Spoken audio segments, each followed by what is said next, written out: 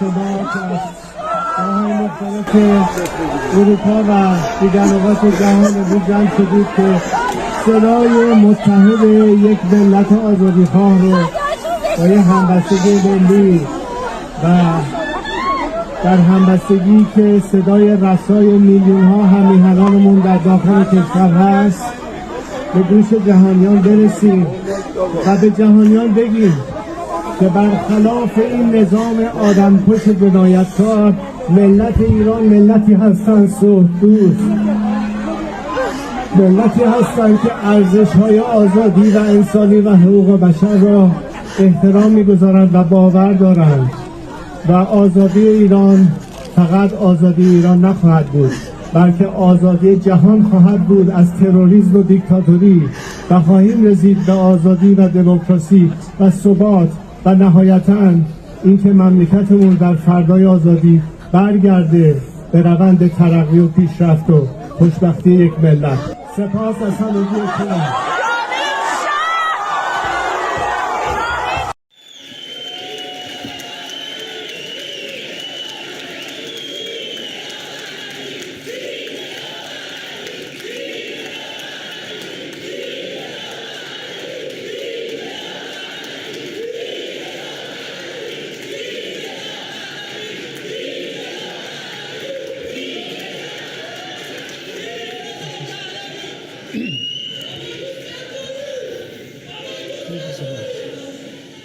Thank you so much. I love you too.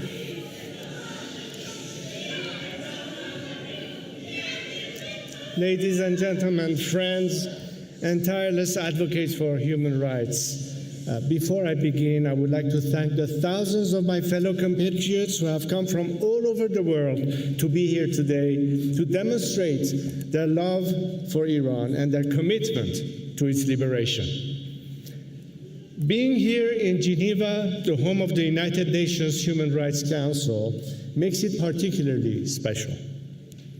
I extend my sincere thanks to Dr. Noor and his team for making this conference a beacon of hope for oppressed voices worldwide. I stand here on behalf of my compatriots who have for far too long been silenced, not only by the tyrannical regime that occupies our country, but by the ideological bias that distorts the truth about Iran. The story of the Islamic Republic is one of deception. This deception, coupled with their own arrogant assumptions, led leaders in the West and many in the media to portray Khomeini as a saint. They painted the revolution as one of justice and freedom. What followed was nothing short of hell on earth. Even before taking power, Khomeini's movement showed its true face.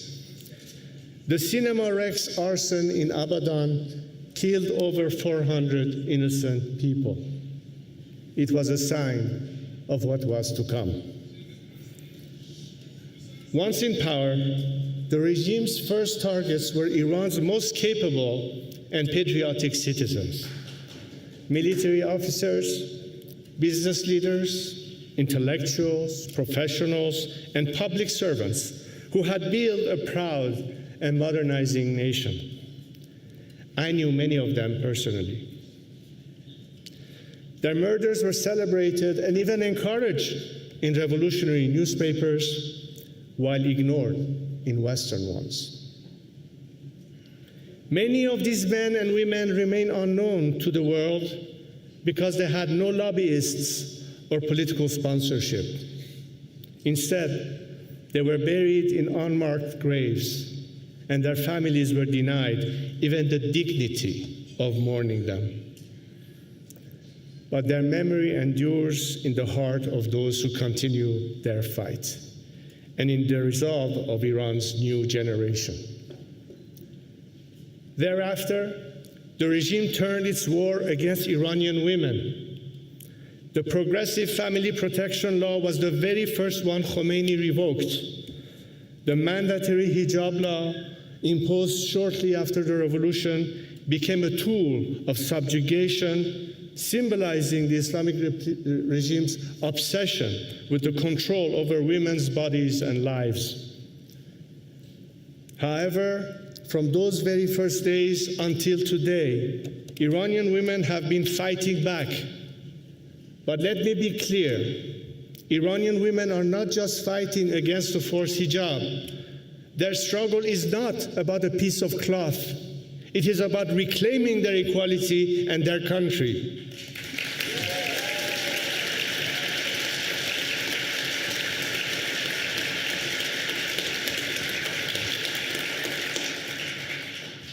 Brave women like Fatemeh Sepehri, Nasrin Shakarami, and Nahid Shirpishe continue to resist despite imprisonment, maltreatment, and relentless persecution. Yet I see that their names remain unfamiliar to some in this room. Why? Because some human rights organizations have allowed political bias and ideological preferences to determine which voices are amplified and which are silenced. This is unethical and unacceptable. All those fighting for a secular, democratic Iran deserve recognition, regardless of their background or political affiliations.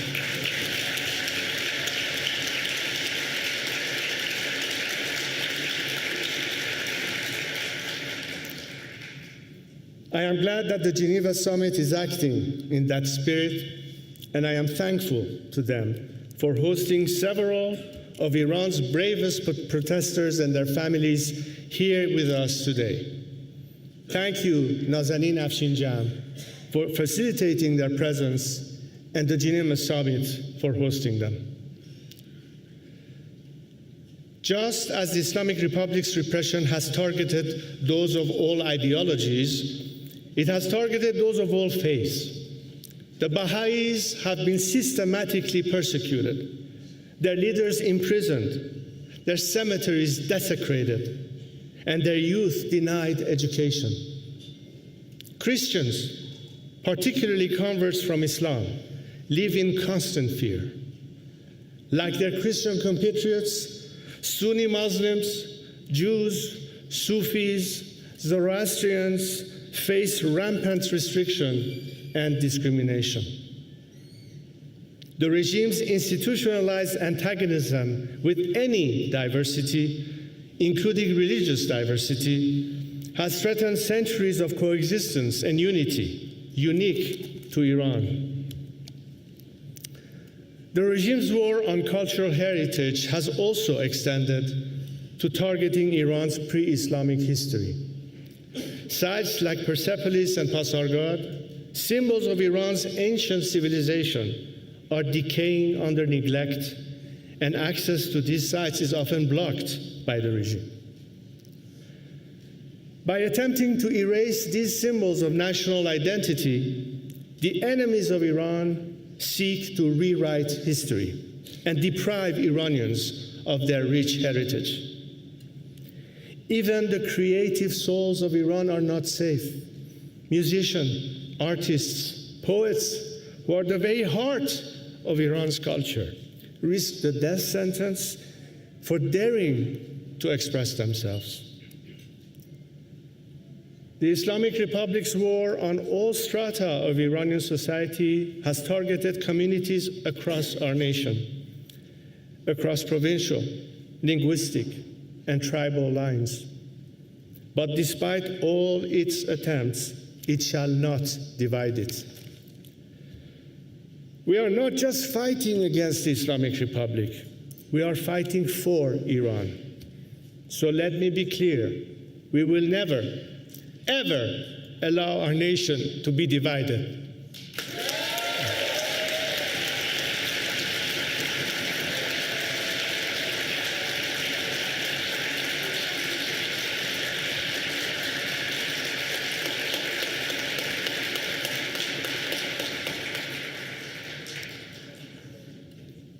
We see this on the streets of cities across Iran as a nation has risen in unity.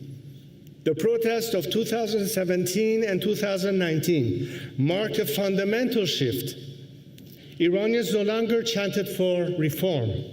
They demanded the end of the Islamic Republic. A decade after the Green Movement sought to reclaim its stolen votes, the generation of 2017 and 2019 is fighting to reclaim its stolen country. And they have paid a heavy price. In November 2019, the regime massacred over 1,500 protesters, many shot at close range. Thousands were arrested, tortured, or just disappeared. Then came the Women Life Freedom Uprising in 2022, ignited by the murder of Mahsa Amini. The regime and its apologists tried to frame the movement along ethnic lines, but Mahsa's own mother called her daughter the daughter of Iran. Protesters responded by chanting, "From Zahedan to Kurdistan, I give my life for Iran." This is the voice of a united nation.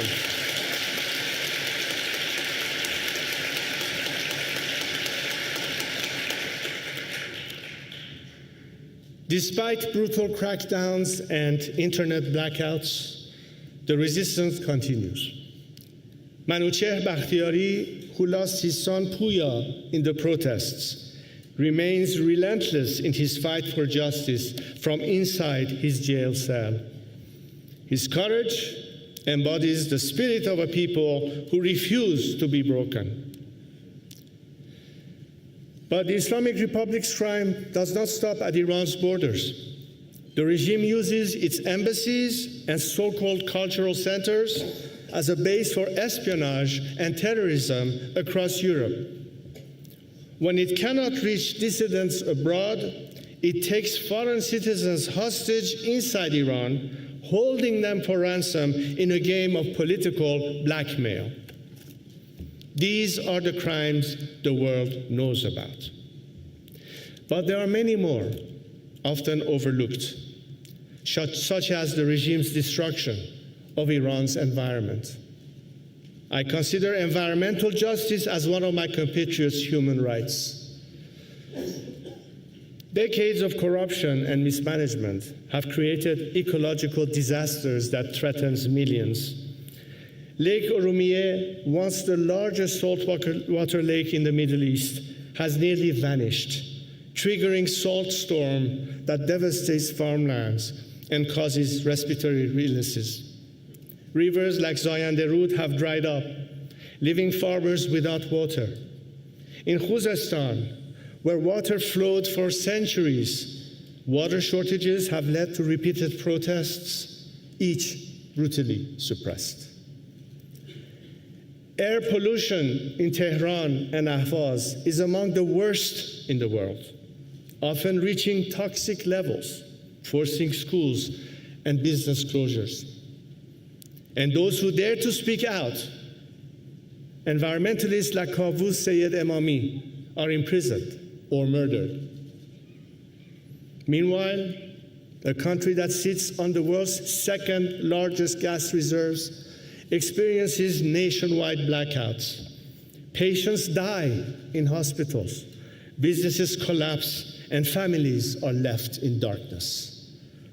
Even the most basic of necessities, including food to eat, has become luxuries available to the privileged few.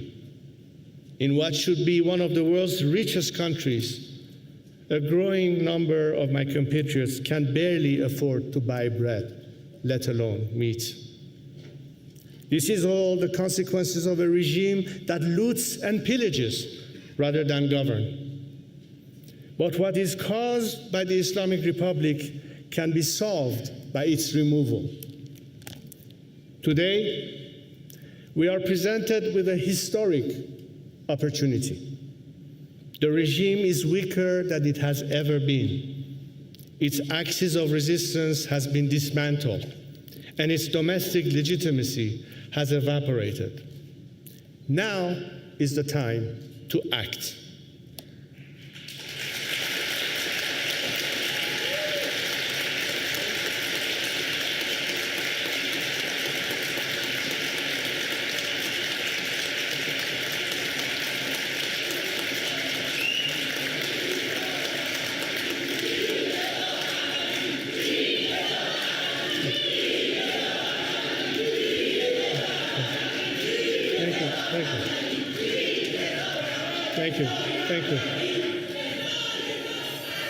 Thank you. Therefore, at the call of my fellow Iranians, I am stepping forward to lead this movement and transition, not for myself, not for post or power, but to answer the call and do my duty as a patriot.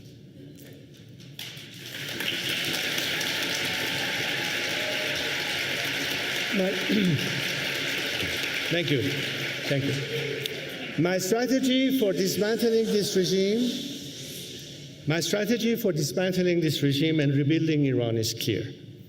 Mobilizing grassroots networks inside Iran, uniting the diaspora, pressuring G20 governments to impose maximum pressure on the regime while providing maximum support to the people, splitting the regime and encouraging defections, and preparing for political stabilization, democratic elections, and Iran's economic development and reconstruction. And so, ladies and gentlemen, I bring you a message from a nation in chains. The Iranian people have endured more than 4 decades of suffering, yet their spirit remains unbroken.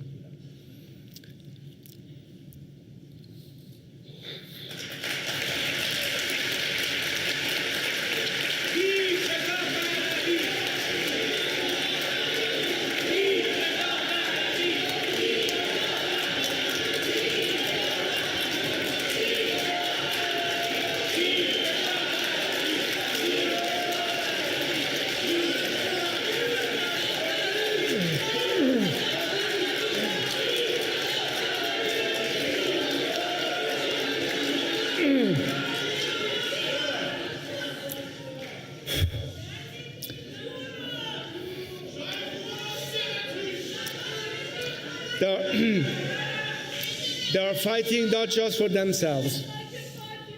They are not fighting not just for themselves, but for the values of freedom, justice, and human dignity.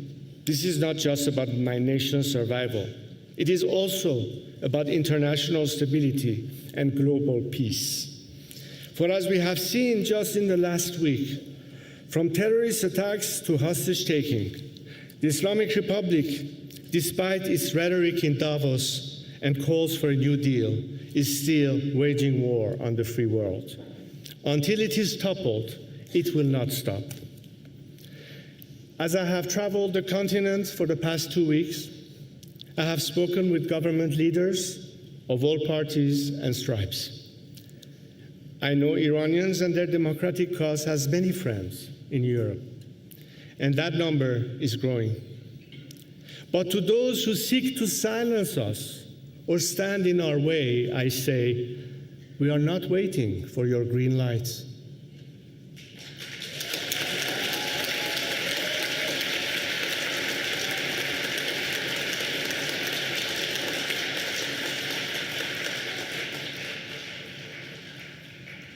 The Iranian people do not ask for your pity. They ask for your partnership. Our question is, will you stand with us? Thank you.